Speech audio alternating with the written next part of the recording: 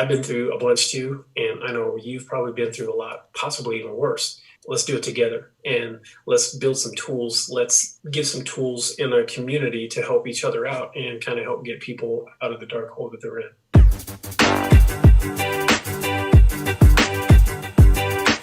You're listening to the Kristof Lewis Podcast, a podcast where I have conversations with inspirational people. My name is Chris, but my family calls me Kristof. My goal is to have as many conversations as possible with people who have forged their own path by pursuing their dreams, making them a reality, all the while emitting positivity and sharing this knowledge with others. I seek these people out and share this information with you, proving to the world that you can do what makes you happy and do what you want for a living while being a good human being. We'll talk about careers, but we'll also cover any story that inspires. Let's do this while helping each other. Thanks for listening. I'm happy you're here.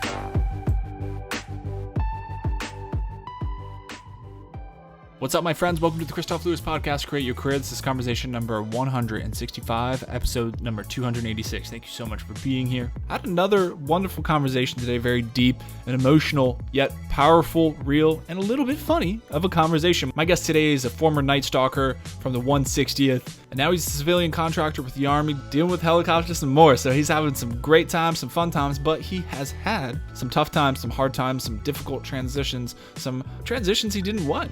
And you know what? He made the best of it, and he got down to a deep, dark place, but he came out from it. He decided to make a change for the better, and a lot of good things are coming out of that. And one of those things is that he is helping other people. And that's one of the things I love highlighting, and that I highlight multiple times in here, is you can be struggling with your own things, but as you deal with it and as you work through it, it's not going to be this constant rise of up and awesomeness. There's going to be some difficulties along the way, but while you're experiencing this yourself, you can help other people. And he went out and created something called Noble Warriors, and also a podcast to be able to help other people as he figures it out himself. We talk about this and so much more, but before we get into the episode, remember you can find this episode on kristoflewis.com/podcast on any of your favorite podcast apps. And these ones, the conversations, the ones with the guests, they are on YouTube. Head over there and subscribe. That would be massively helpful. Hit the bell and you'll get an alert every time I upload a new video. Head over to Apple Podcasts or iTunes and rate 5 stars. Tell me what you like. So without further ado, welcome to the Kristof Lewis Podcast, Create Your Career. Hey man, thanks for having me. It's a pleasure. Yeah, I am always pumped. I'm always excited, always full of gratitude to have somebody here again. And we've been talking for a little while. I was actually curious of when it started. It was sometime last year in 2019, and we were just chatting, and I saw this is going to take the podcast in a weird direction already, but you had posted a hilarious video about picking blackberries and talking about the R. Kelly berries. Yeah, man. And I was like, I think that was like the first time I commented. I was like, this dude is hilarious, and it was so funny. So yes, go check out Mike's Instagram profile and scope all the way back until you find the R. Kelly berry episode or bit that you did. But anyways, that's when I started really paying attention to your stuff. I think it's hilarious, and ever since then, there's always a reason for people to be on here, right? And so I was watching you and your content and things you were talking about, and frankly, just some of the messages we had back and forth, and it was really geared towards around a lot of the things I like talking about and helping other people. And you and I have talked even just before we started recording about your transition, you out of the military and across the country, new jobs and all these things. And I was like, dude, this is exactly the kind of stuff I talk about, because regardless of if you're military, civilian, there's always a transition of some type going on. And there's usually a lot of shit you got to deal with. So I'm looking forward to it. I'm really excited to have you on here. But before we get in the rest of the episode, would you mind sharing a little bit more about yourself? Oh, no, man, I wouldn't mind at all. And again, I really appreciate you having me on here with you. Mike Frazier, you can find me on Instagram, NSDQ Mike, or Noble Warrior Official. I started up a thing, Noble Warrior, to kind of help share some things that I've been through and to help kind of bring other people together in a community to where, I can share the things that I've been through, understanding resilience, understand things that you're going through, mindset. I went through a really, really bunch of rough things in my life, self-induced, non-self-induced, just the way life throws at you. But it's really good to kind of get in that. And once I kind of got out of my funk, I started listening to stuff, podcasts. I started listening to you. I started Yeah. listening to other people. I started reading books. And kind of once I started getting out of my funk, I realized that was huge. So Mm-hmm. a lot of people were just thirsty for it. They were hungry for it. People want to listen to good, positive stuff, and they want to see how they can benefit and better themselves. And that's kind of why I started the Noble Warrior Mm-hmm. and the podcast. So I talk about that stuff on the podcast as well. But I served in the United States Coast Guard for a while. I did 4 years there, got out for a brief stint, and decided I still felt like I needed to be a Rambo, so I joined the Army. I went back in for a little bit and did some time. I got beat up pretty bad, and I got medically retired early. I wanted to kind of be a career guy, but it didn't really work out. Mm-hmm. And that kind of led me to a spiral out of control series of events in my life. And just over time, things just kind of got worse and worse for me through my transitions because of my childhood, because of everything just kind of compounded.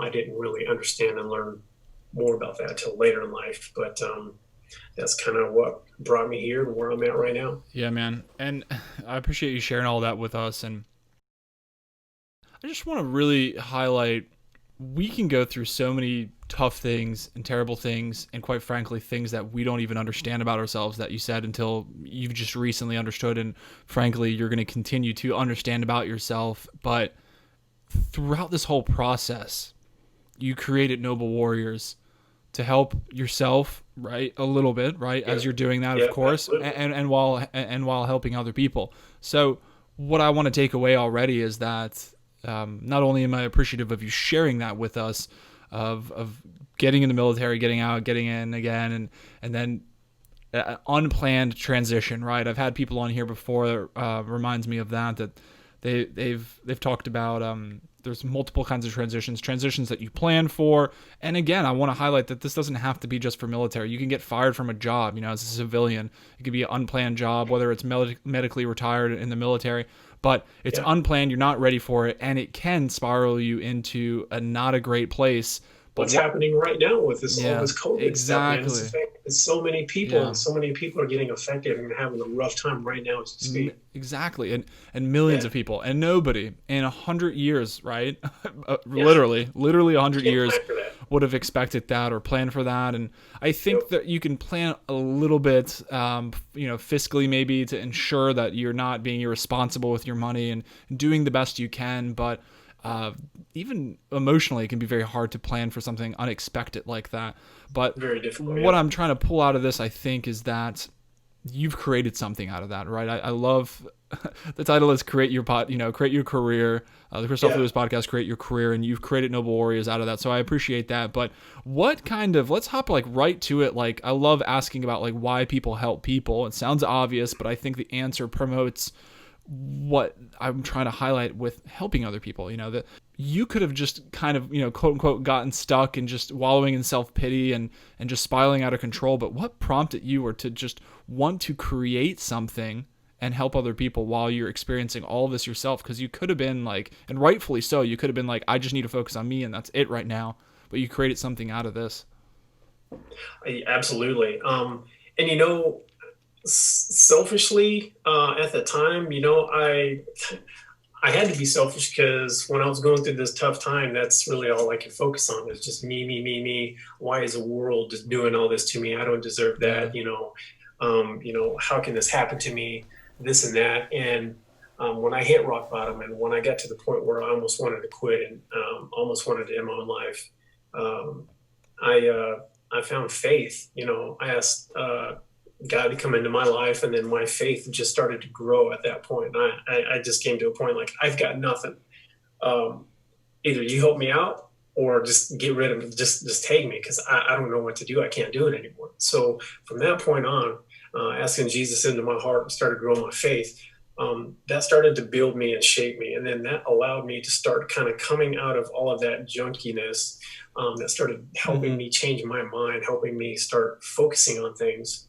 And one big takeaway that was just the most monumental thing, I think, for me for helping people is when I first got to the special operations community in 160th, I did all the training, did all the selection stuff, and when I first got there, I had to do a funeral detail, and it was very unfortunate and it was very rough. I was ready to just go 100 miles an hour, and I couldn't. I had to do this funeral detail, and it was for a guy that committed suicide in front of his family, his little baby girl. And I had to do the funeral service for that. And I was so angry and so bitter about that for a long time. And I remember having to see all the family members and friends and just taking time out of my life and the unit's life. And I felt like, how selfish, how dare he? Like, why? I had no respect for that. And for the longest time, when I was in, I couldn't relate. And even though I was going through my own stuff, like I was just so angry and bitter. Like, how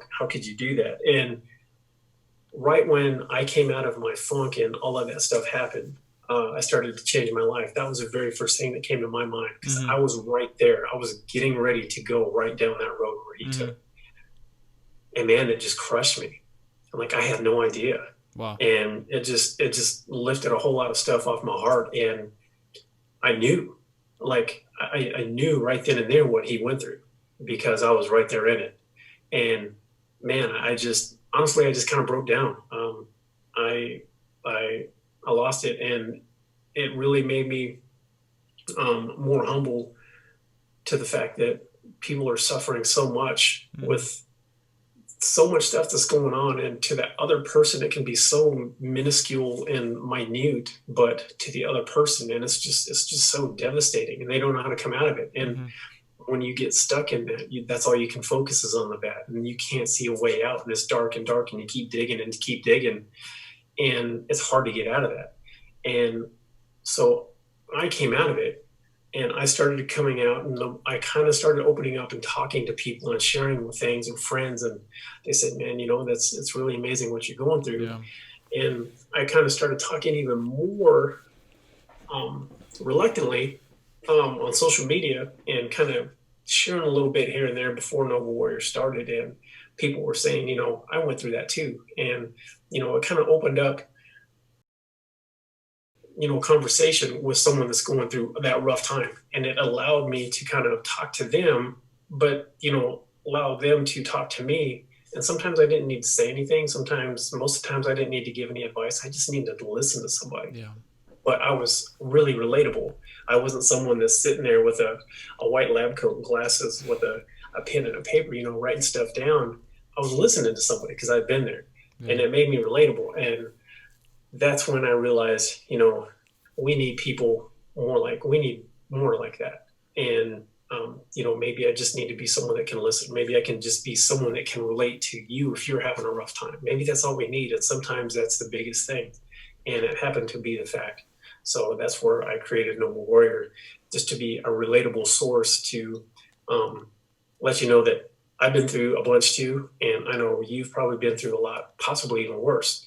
And let's do it together, and let's build some tools. Let's give some tools in our community to help each other out and kind of help get people out of the dark hole that they're in. I would say you're so spot on with what you said about being able to be relatable, to be with somebody that's experienced something. There's a lot of things actually that you hit on. And one of the other things is that two people can experience something and just relate to it completely different, or experience it differently.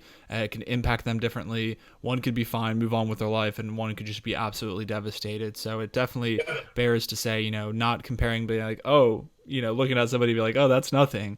But to that person, it's absolutely everything, and it just could be ruining. So to have somebody to pull all these things together in totality now, to have somebody that just listens, because I agree that's really, really strong to be able to do that. To have somebody that listens that you can relate to, right?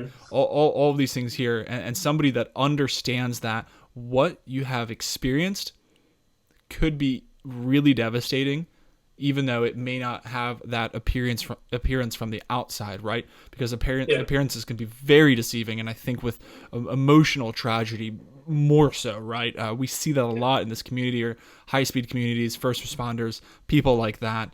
So it's incredible, again, that you've been able to go out there and create something like this, and just hats off to you to be able to do that.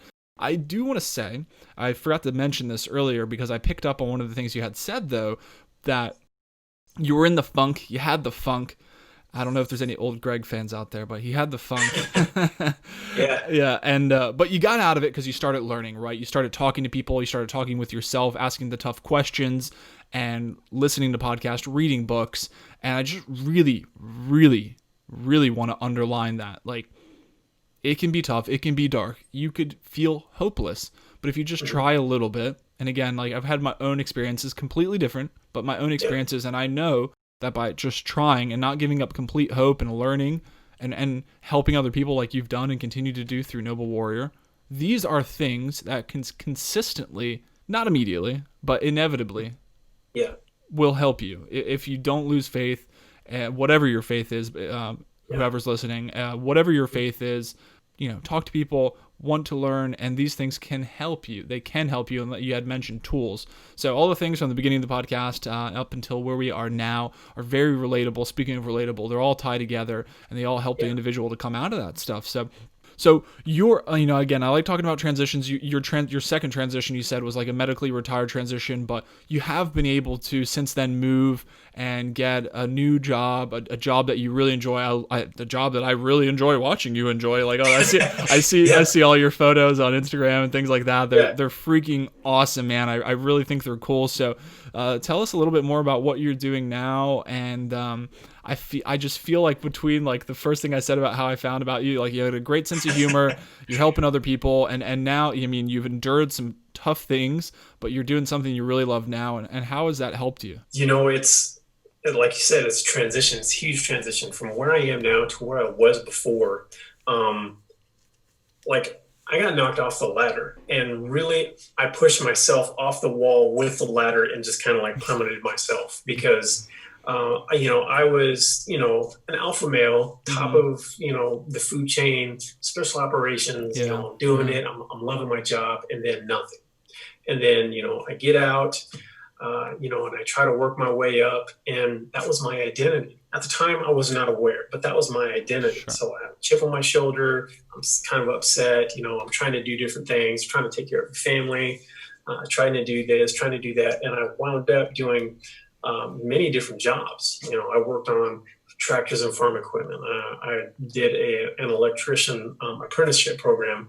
I did that for a while. I was trying to be an electrician. Then I wound up actually kind of going from tip of the spear, being awesome, to pretty much basically working my way into a janitor job, a glorified janitor job. And at that point in time, I realized, what am I doing? And I realized, kind of looking back after all of the healing and all of the things that I went through, I basically let fear drive me out of what I was doing because I was injured, because I had gone through a lot, because I was broken, because I was, hurting. Fear drove me away from doing the things that I love to do. And it was just smashing me. It was choking me out. And I realized that. So I got sick of it. I said, I'm not letting fear control me anymore. So I kind of started going out, and I got back into the aviation world. Right where you saw me in that video, I was just got into working on helicopters again, and I was doing firefighting stuff at that job. And I was just teaching people not to eat the berries, below 4 feet. You got to pee on them. But, so I went from there, and then I got a call saying, hey, you might have a job over here in Virginia. At the time I was living in Oregon.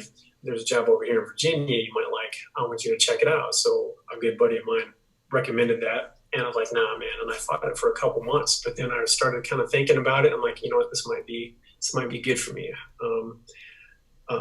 Change. I always keep telling myself and other people, nothing grows in comfort. Right. Oh, yeah. And that's huge, not comfortable. I mean, that's I wound up moving away from my family in Arizona. My son is still in Oregon. All of his family's over there. And that's all I've known for a long time. And I haven't been over here since I was in the military. So I'm like, you know what? That's what I got to do. So if it lines up, I'm going to do it. It lined up. And I was in my truck driving over here, and I moved. And now I get to work on helicopters. And I pretty much legit have the same job I had in the Army, working on helicopters and crewing them. But I don't have to deploy. I don't get shot at anymore.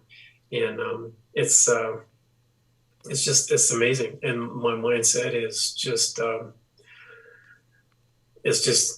way up on top of the Yeah. ladder, instead of like being way down on the bottom. Yeah. So I continue to grow. I continue to read. I continue to improve myself. And, I've still been going through some stuff. Just Yeah, because I'm in a absolutely. good position doesn't mean that bad things don't Yes. happen. They Yeah. obviously still do. I'm glad you said that. But in going through all of this stuff, it's like going to the gym. You're working out, you're flexing those muscles, and you get muscles, and you grow, and you keep going, and you build stamina, you build muscle memory. And when you kind of go through those funky times and bad things happen, you kind of course, it knocks you down. It hurts. You cry. You get back up, but you're able to regain a lot faster, and that's what I've been doing. So I'm Yeah. loving it. That's cool that you brought in there as well. Like, yeah, we can grow and we can get better and we do see improvement within our own lives, but there's still some shit that happens along the way. It's not, As long as we live, yeah, it's gonna yeah, happen. absolutely. It's like Yeah. that is quite literally life. That's it. Yeah, And I it's mean, fine. like millionaires. I kind of take it as like I can't even possibly imagine what it's like being a millionaire, having that much money. But just because those guys have a lot of money doesn't mean that they don't have problems. New and different problems. More They money, still more have problems, more. man. They have way more problems.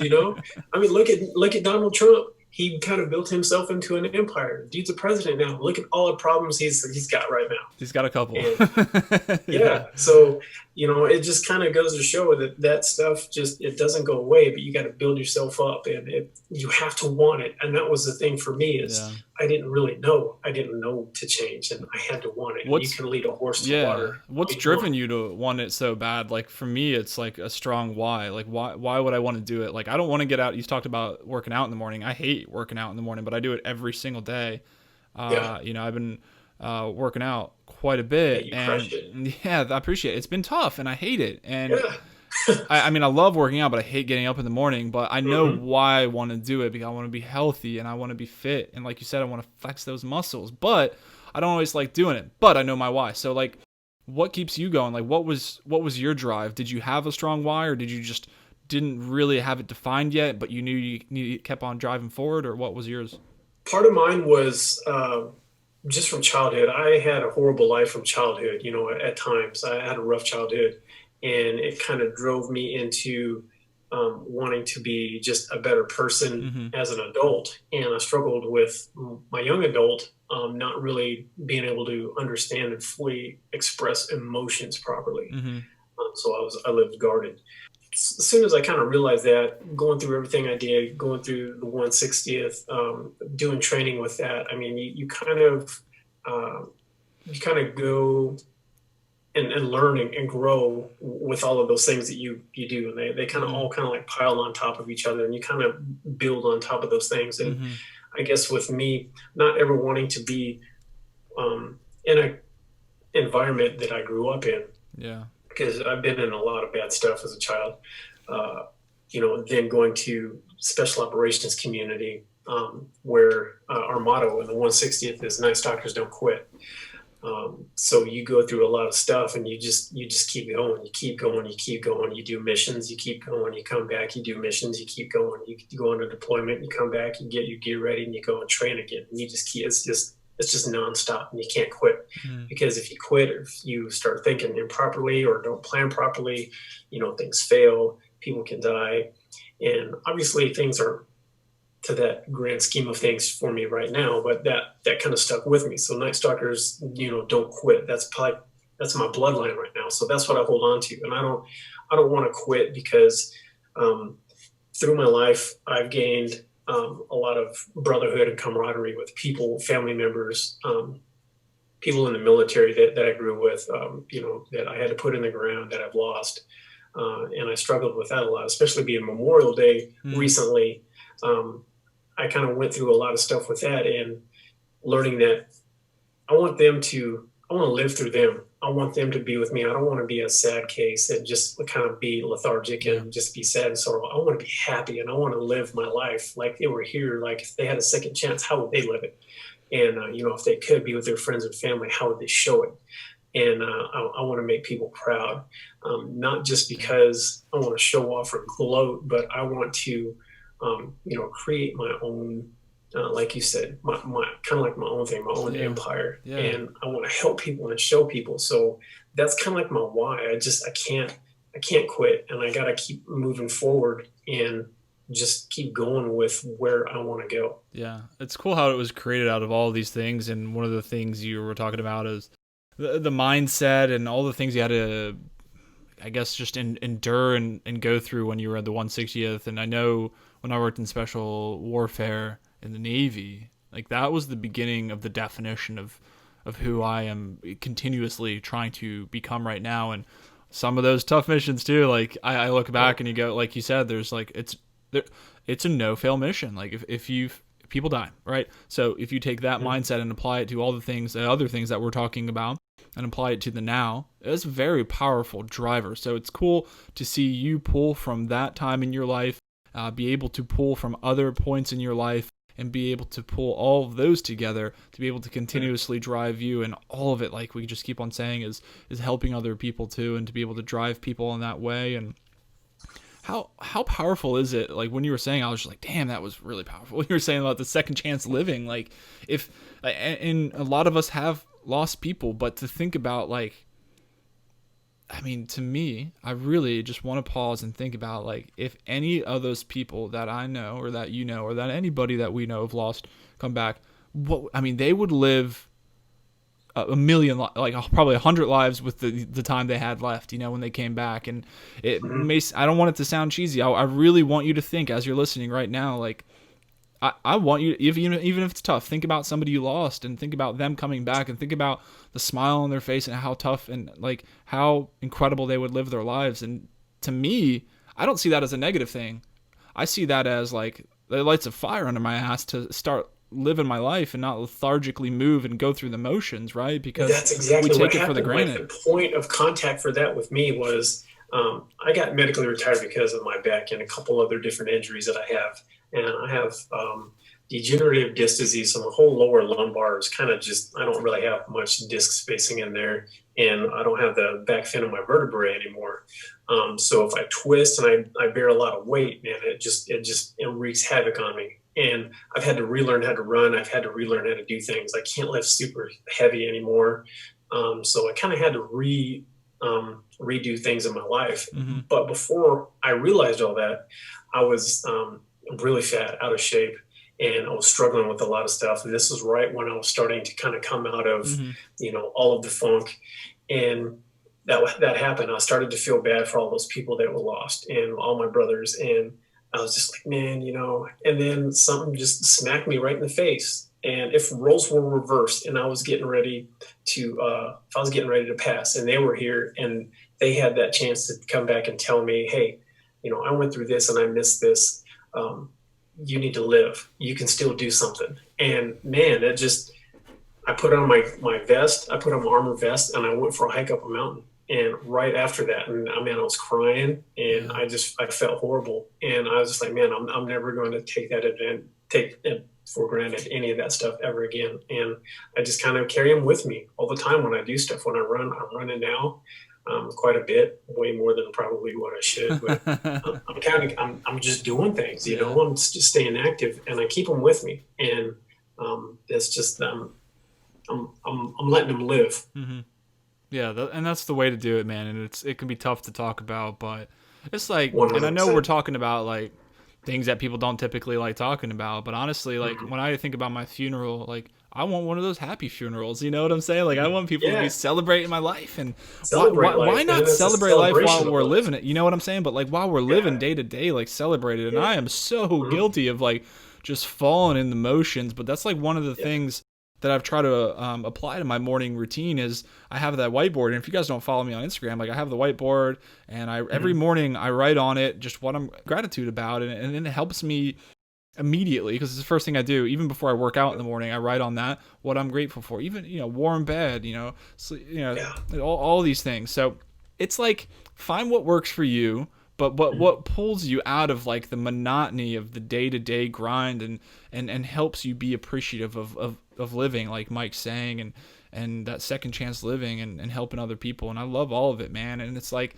it's not like super fun to talk about, but I mean, it's work. It's work. It's like going to the gym, man. It's not fun, but you gotta do that, and you gotta go in there sometimes and heal. And that's the healing process, and that's a big part of it. And that's another thing that I want to start getting into and sharing more, because that was a big thing that hit me over this weekend. Is a lot of people want to mask it. They want to mask the emotions. They want to mask the tears. They don't want to do it, and they'll either drink or substances or we both know that.